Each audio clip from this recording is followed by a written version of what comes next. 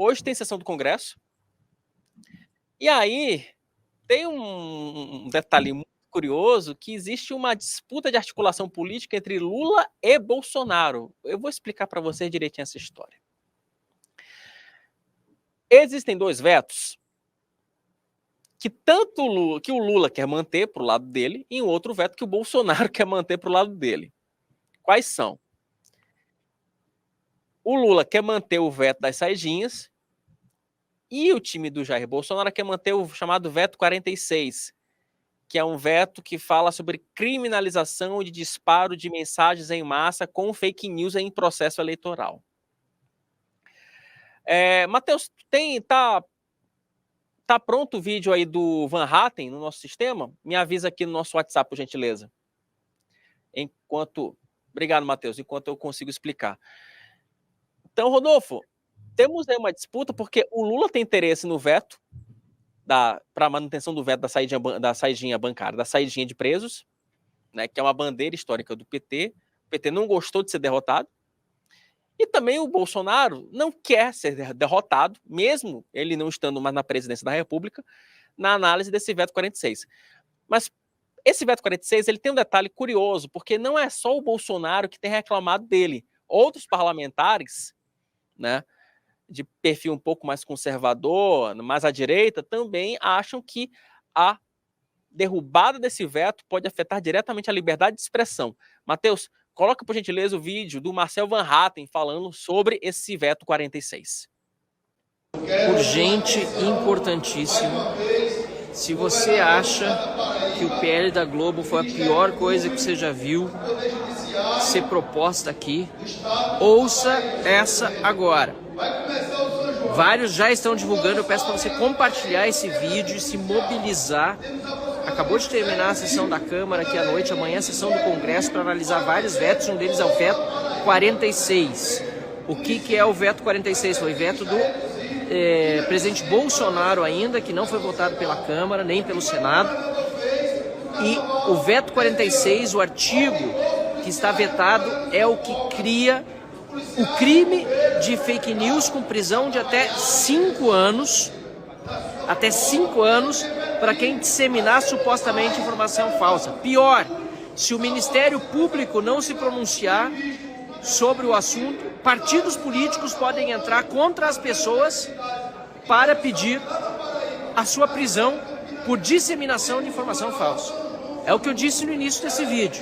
Se você acha que o PL da Globo é a pior coisa que você já ouviu nesses últimos dias, infelizmente a coisa pode piorar. Amanhã é a sessão do Congresso Nacional. É importantíssimo você pedir para que todos os deputados e senadores mantenham esse veto. Ou seja, impeçam que seja criada uma tipificação de crime de fake news que possa colocar qualquer pessoa que o governo, que o PT entenda estar fazendo uma disseminação de informação falsa por até 5 anos na cadeia. O PT, que é o partido da mentira, que agora diz que não houve corrupção, que tudo aquilo que aconteceu lá atrás, mensalão, petrolão, não existiu, o dinheiro vivo todo que nós vimos, né, o Odebrecht, etc., que o Toffoli, inclusive, absolveu a turma toda aí, isso não aconteceu. Essa turma que mente todos os dias quer ficar responsável por dizer se você está mentindo ou passando adiante informação falsa. É claro que isso é uma forma de calar a população, é uma forma de continuar nessa sanha ditatorial do PT e do Lula e do Supremo e de toda essa turma que está patrocinando esse tipo de legislação, e é por isso que eu digo para todos vocês, mobilize-se, mexa-se, como eu disse no vídeo anterior sobre o PL da Globo, agora sobre o veto 46. Mande esse vídeo para todo mundo, compartilhe. Veto 46 precisa ser mantido, ou seja, deputados e senadores devem manter esse veto para não permitir que a população brasileira possa ser perseguida, inclusive com uma eventual pena de 5 anos de cadeia e, mais absurdo e abjeto ainda, com partidos políticos podendo substituir o Ministério Público na ação penal. Assim, é um absurdo total. Conta comigo, amanhã terça-feira, já para dizer a data, para ninguém assistir esse vídeo amanhã e achar que é quarta. Então hoje é segunda-feira, 27 de maio, amanhã terça-feira, 28 de maio, a partir das 14 horas, tem sessão no Congresso Nacional para análise de vetos e o veto 46 precisa ser mantido. Pressão em todos os deputados e senadores, pedido para que mantenham esse veto, para garantir que a gente não entre numa ditadura ainda mais pesada do que aquilo que hoje nós já estamos enfrentando no Brasil. É isso, Rodolfo. Piada interna. Ô, Rodolfo, eu tô me sentindo no Faustão, na época do sushi, né? Briga de audiência. Mas, Rodolfo, é no mínimo curioso, né? Você vê que é uma mesma sessão do Congresso, e é isso que é importante que a gente diga. Essa sessão do Congresso, ela tem essa peculiaridade, que é você ter de forma clara, transparente, cristalina, uma disputa entre dois personagens, Lula e Bolsonaro, cada um com seu respectivo interesse. O Lula enviou a tropa de choque do governo federal para articular a derrubada do veto das saidinhas, mandou Ricardo Lewandowski, mandou Rui Costa, mandou Alexandre Padilha para conversar com os deputados.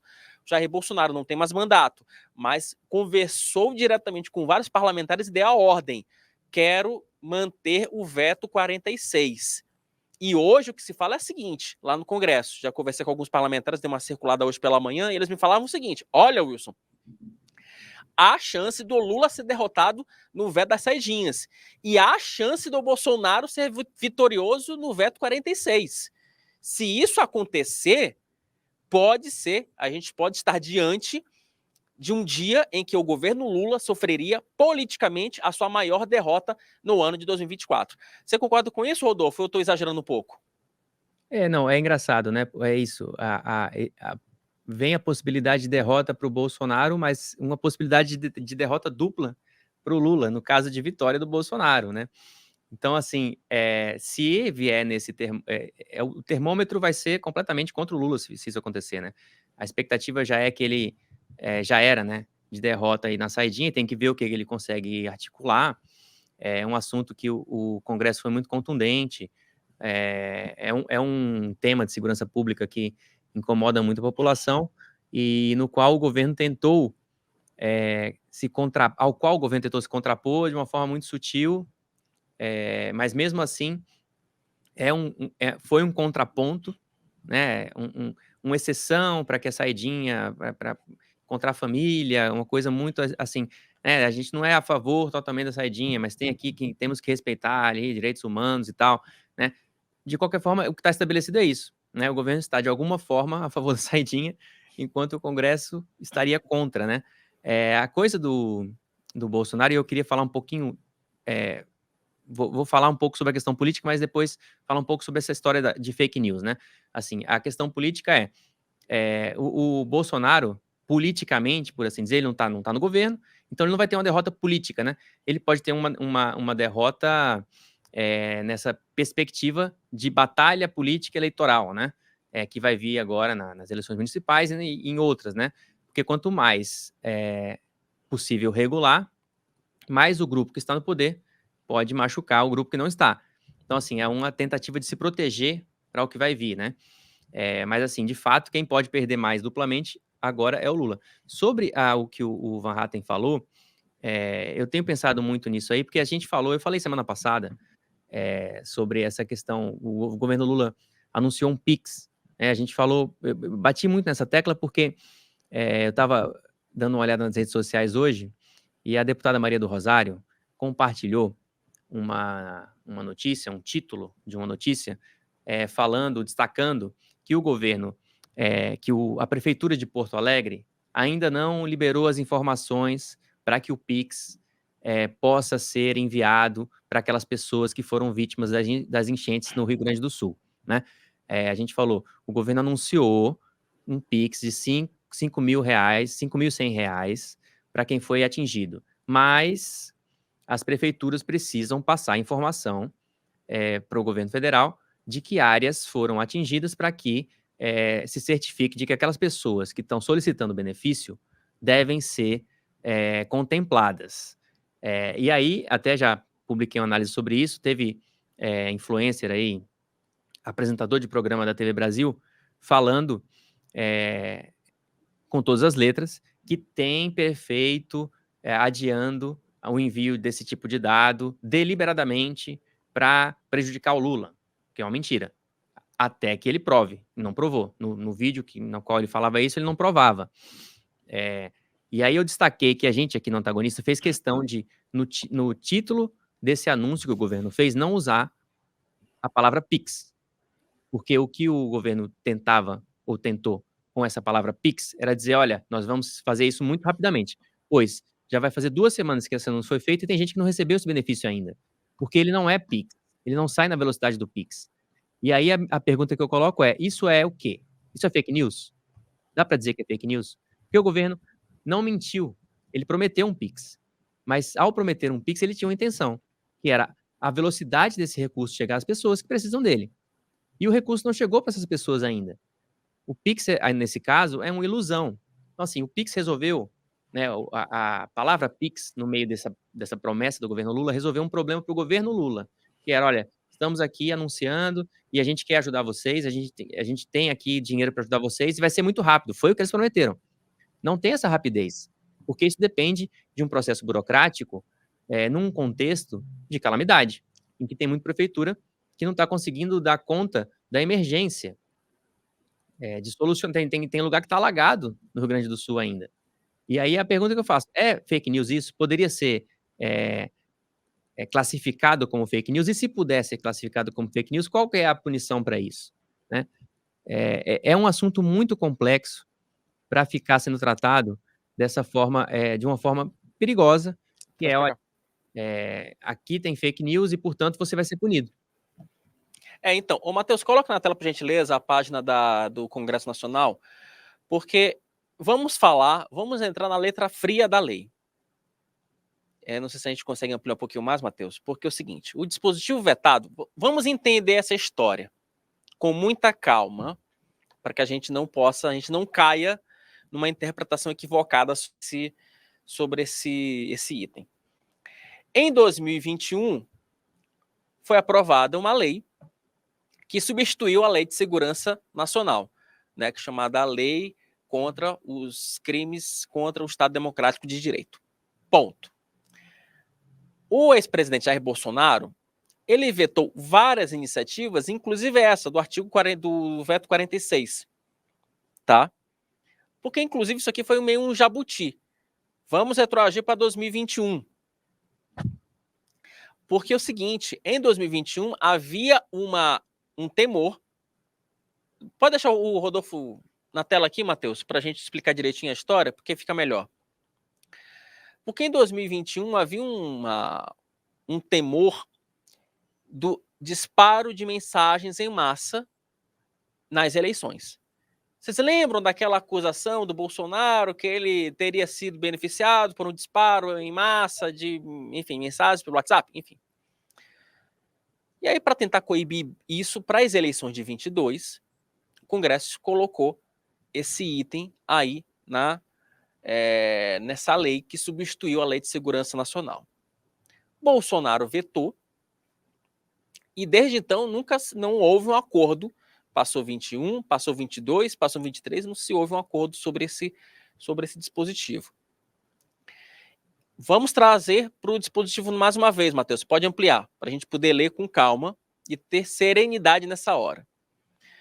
O dispositivo vetado, barrado pelo presidente da República, pelo então presidente da República, fala o seguinte: promover ou financiar pessoalmente ou por interposta pessoa, mediante uso de expediente não fornecido diretamente pelo provedor de aplicação de mensagem privada, campanha ou iniciativa para disseminar fatos que sabe inverídicos e que sejam incapazes de comprometer a rigidez do processo eleitoral. Pena, reclusão de 1 a 5 anos e multa. Traz para cá, Matheus. Conversando com alguns especialistas em liberdade de expressão, a grande questão desse parágrafo, Rodolfo, é que ele deixa muito aberto, né? É um parágrafo que deixa aberta à interpretação, primeiro, se você vai punir a pessoa, se você vai punir o financiamento, como você vai comprovar se houve um comprometimento do processo eleitoral ou não, e de que forma isso pode ser utilizado, porque eu estou falando de pena de cadeia. Lógico, de 1 a 5 anos não daria prisão fechada, porque pelo nosso regime fechado só a partir de 7 anos de prisão. Mas você pegaria aí um sistema semiaberto, um regime semiaberto, né? Ou, se for uma pena de até 4 anos, uma pena de prestação de serviços comunitários. Então, assim, quando a gente fala de prisão, é algo muito delicado, né, Rodolfo? Porque você precisa deixar a coisa muito clara, porque senão vira um detalhe, senão vira algo tão aberto em que você não sabe necessariamente como isso pode ser utilizado. Ainda mais em um governo que, como você bem falou, para eles tudo é fake news, se não sai da parte deles. Pois é, esse é a complicação dessa história, né? Assim, a minha impressão desse debate todo, a gente debateu muito isso quando Elon Musk apareceu aí para questionar as decisões do Moraes, né? É um assunto, assim, a fake news é um conceito muito, ele é muito amplo, né? Ele não é a mentira deliberada, ele pode ser a mentira, né? Antigamente a gente falava mentira. Mas agora tudo é potencialmente fake news, né? Narrativa. Então, assim, eu dei o exemplo agora de uma verdade, por assim dizer, que o governo Lula disse. O benefício será enviado via Pix. Só que o que eu estou dizendo é que dentro dessa promessa tem uma perspectiva de velocidade que era impossível de ser atingida. Então, assim, para mim, isso entra no conceito de fake news. E aí, se o governo faz isso, ele pode ou deveria ser punido de alguma forma para além da punição moral, né? Porque aí, no final das contas, é isso. Eu vou publicar essa análise e vou dizer, olha, o governo está fazendo fake news, não confie no governo, ele está mentindo. Isso é uma forma de me contrapor e de puni-los de alguma forma, né? Eu posso ridicularizar, não estou acusando de crime diretamente, porque é isso. Agora, se for um crime, aí vira outra história. É crime, não pode fazer, tem que ser punido, tem que abrir processo. Então, assim, é um tema muito difícil de se tratar para você colocar, assim, tão explicitamente e especificamente numa lei, né? Porque é isso, é o disparo, você lembrou bem, né? Teve uma reportagem que falava nas eleições de que o Bolsonaro teria sido beneficiado por disparos em massa. Nenhum desses disparos em massa nunca foi exposto. Não é nenhuma mensagem assim, falou, olha, essa mensagem aqui foi disparada em massa. Nunca apareceu. O TSE não puniu, inclusive, ironicamente, puniu o Haddad, que foi o concorrente do Bolsonaro naquela eleição, por um tipo de disparo em massa. Esse caso específico do Bolsonaro nunca chegou a ser provado. Causou muito tumulto, causou muito incômodo, mas não teve a comprovação. Então, assim, de fato, é óbvio que assim, a fake news tem que ser combatida, a gente tem que... Eu, pessoalmente, acho que a melhor forma de combater é contrapor em público. Ela está circulando, você pega lá e fala, isso aqui é mentira por conta disso, disso e disso.